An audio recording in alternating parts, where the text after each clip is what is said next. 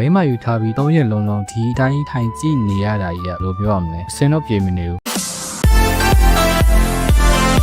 လက်ထပ်ပွဲဆိုတာအိမ်တော်တစ်ခုတိဆောက်တဲ့အခမ်းအနားတစ်ခုသာမကဒေသတစ်ခုချင်းစီရဲ့ယဉ်ကျေးမှုနဲ့ယုံကြည်မှုတွေကိုပြသတဲ့အခမ်းအနားတစ်ခုလည်းဖြစ်ပါတယ်မတူညီတဲ့နေရာဒေသတွေအလိုက်ထူးခြားဆန်းပြတဲ့လက်ထပ်ပွဲအခမ်းအနားတွေအကြောင်းကိုလူကြီးမင်းတို့အတွက်တင်ဆက်ပေးတော့မှာဖြစ်ပါတယ်မွန်ဂိုလီးယားတိုင်းသားချို့မှာလက်ထက်မဲ့အမျိုးသားနဲ့အမျိုးသမီးဟာလက်မထက်ခင်တတ်မှတ်ထားတဲ့အိမ်ထဲမှာတညအတူတူအိပ်ရမှာပါဒါကသားသမီးမွေးနိုင်စွမ်းကိုအကောင်းဆုံးဖြစ်မဖြစ်စံတက်တဲ့အခမ်းအနားတစ်ခုလို့လည်းသတ်မှတ်ကြပါတယ်ဒီလိုအတူတူအိပ်တဲ့အချိန်မှာနှစ်ယောက်သားအဆင်မပြေဘူးဆိုရင်လည်းလက်ထပ်ပွဲကိုဖျက်သိမ်းနိုင်တယ်လို့ဆိုကြပါတယ်ကြိုစားဆိုတဲ့အတိုင်းပဲကြိုပြီးတော့စားရမှာပါလူကြီးမင်းတို့လည်းကြိုစားခြင်းနဲ့ဆိုရင်မွန်ဂိုလီးယားကိုသွားဖို့အကြံပြုချင်ပါတယ်အင်ဒိုနီးရှားထီထောင်လူမျိုးတွေမှာလက်ထပ်ပြီးရတော့အတူတူမနေရသေးပဲနဲ့3ရက်နဲ့3ညတီမျိုးသားနဲ့မျိုးသမီးဟာအိမ်တစ်ခုတည်းကတစ်သားခုံပေါ်မှာပဲနေထိုင်ရပါတယ်ထိုင်နေုံမှာပဲဘာမှလုပ်လို့မရပါဘူးသူတို့လိုအပ်တဲ့မြောက်ကိုမိဘတွေကပဲယူဆိုင်ပြီးလုပ်ပေးကြပါတယ်အဲ့ဒီ3ရက်နဲ့3ညတီကိုသူတို့ဘာကိစ္စဖြစ်ဖြစ်ထမလုပ်တဲ့မူလို့ယုံကြည်ကြပါဒီတလေးထုံးစံကအိမ်အောင်အသက်တီးတန့်စေမယ်လို့ယူဆ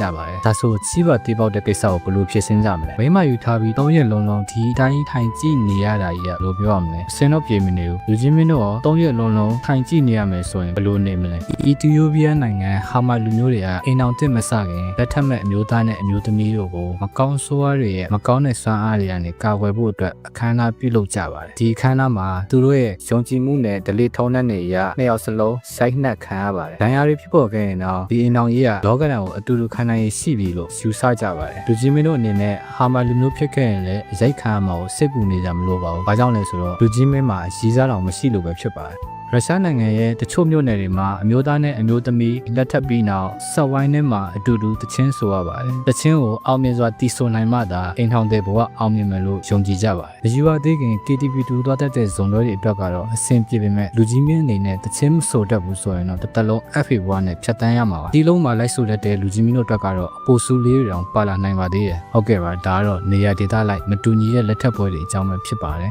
like and subscribe တွေလုပ်ခဲ့ဖို့မမေ့ပါနဲ့